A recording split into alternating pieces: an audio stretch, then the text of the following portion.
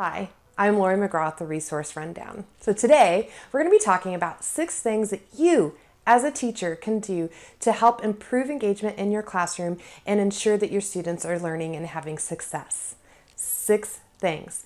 And I've saved what I feel is the most important for last. So make sure you stay tuned all the way through the end. You don't want to miss out.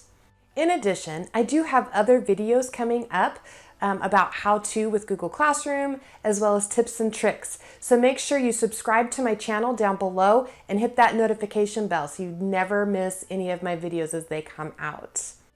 As a relatively new YouTuber, I'm still kind of learning the ropes and the nuances of YouTube, but it is my goal to upload 2 videos a week. So I'm working on that right now to just get 2 videos a week uploaded. So be looking for those. But what we're really here for are those 6 things, 6 simple things that teachers can do to help improve their class. And we're going to start right now.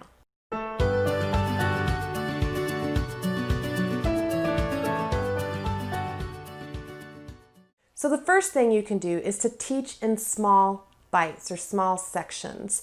Start with your overall concept and what are all the little mini concepts that you need to teach within that bigger concept, right? And so start with those little concepts. The first one is one that you can build on for the others. Because if you try and teach everything at one time, that you're going to lose and the kids are going to lose that information. So make sure you start with little chunks and teach a small concept and then build from there. So an example of that would be if you're teaching your students how to write a good, strong paragraph with a topic sentence, information in the middle that they've sourced or referenced to support their ideas, and a concluding sentence. So for 8th grade, that's probably going to be an 8-sentence paragraph. And I'm going to be teaching my students how to do that. Well, you can't just say, okay, here's the topic, write an 8-sentence paragraph. It doesn't work that way, right? So I have to start with, well, how do you write a good topic sentence for your paragraph? And sure, they've had that in the past when they were younger, but it starts becoming a more advanced concept when the kids get older, right? So I'm going to start with that topic sentence, and I'm only going to teach about that first. And then I'm going to move on to the other pieces.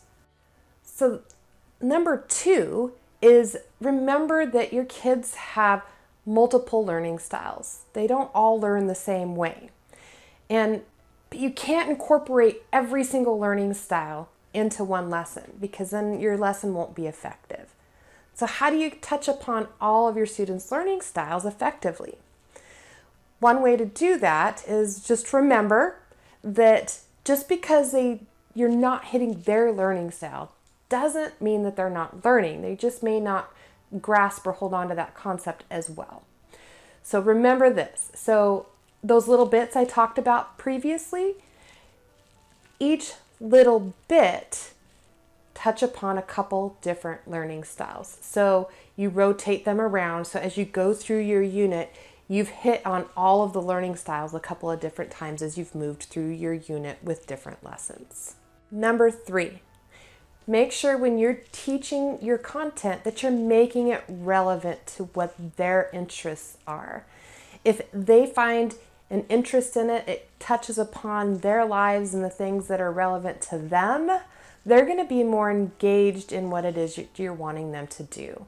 So if you're teaching persuasive writing, and of course all of my references are to English because that's what I teach, but if you're teaching persuasive writing, you're not going to have them writing something persuading somebody to about socks.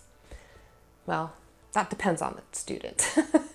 But you're going to want to make sure that whatever it is that you're giving them, whatever topic that you're giving them is relevant to them and their lives and that they can find value in it. So you have to learn a little bit about your students and their interests so that you can do that effectively. So make the content relevant to them. Number 4, students need to be able to practice what they've learned. You can't just teach them and then say, okay, they've got it, and move on. They have to practice it. So after you've gone through some lessons and you've taught them what you want them to know, now they have to have time to actually practice what you've taught them. So you've taught them how to write a good topic sentence. You've taught them how to write good statements within their writing, within their paragraph, and supporting it with evidence. And you've taught them how to write a good concluding sentence. Okay, you've taught them all those pieces. Now you have to have them write a couple of those paragraphs so that they can practice and get better. And that's how they're going to retain that learning and that information. Number 5, failure is okay. Everyone fails. We learn from our failures. So if you've struggled or if you have a lesson that doesn't go well, that's happened to all of us. It's okay. Pick yourself up, dust yourself off, move forward. Same with your students. There's going to be times when you have students that fail and you're like, well, this is a really good student. Why did this student fail this? Did I fail them? Sometimes it just happens. Maybe the lesson wasn't great, or maybe it was just the student. It just depends. But everybody has their moments when they fail, and that's okay. Just make sure you help them pick themselves back up and not that they feel like they're going to always fail. Just tell them, hey, you know what? It's okay. You're going to do better next time. And they're going to learn from those mistakes and grow. Now, number 6.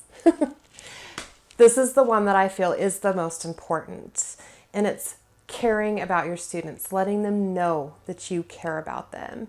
They need to know that they're important to you and what they like and what they're interested in matters to you. And if they feel that they matter to you, they're going to put in so much more effort and energy into their learning because they want to please you.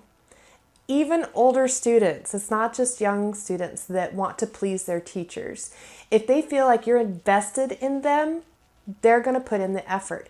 They're going to behave better in your class, they're going to be engaged more in your lessons, and they're going to do better overall.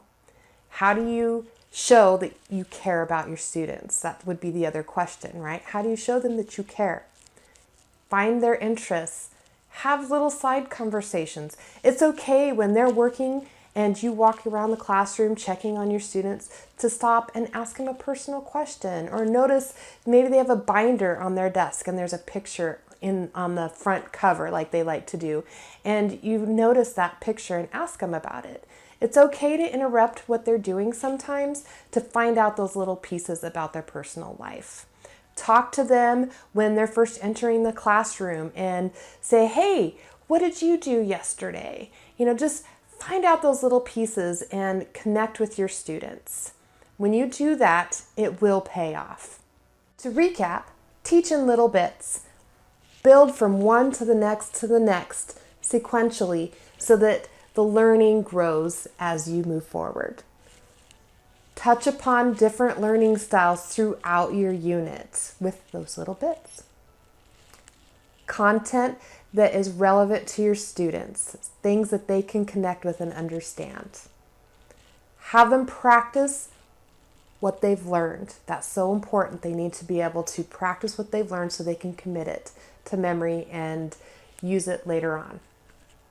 Remember that failing is okay. It's going to happen. Just learn to grow from those mistakes. Get better. Use those failures as opportunities. And last, connect with your students.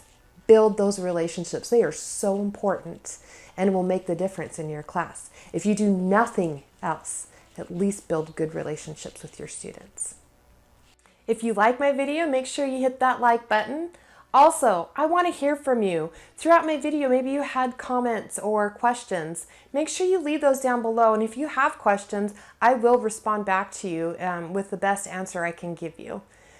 Subscribe to my channel because you don't want to miss out on anything that I have coming up. Like my videos. You are more than welcome to share them. In fact, I encourage you to share them with others. I'm doing this because I want to help other teachers and help other people out there. So share my videos. If I can offer value to you, that's what I want to do. Check out my video, Planning for Fall After COVID-19. And I also have a how-to Google Classroom playlist, so check that out as well. Thank you for watching, and we'll see you next time.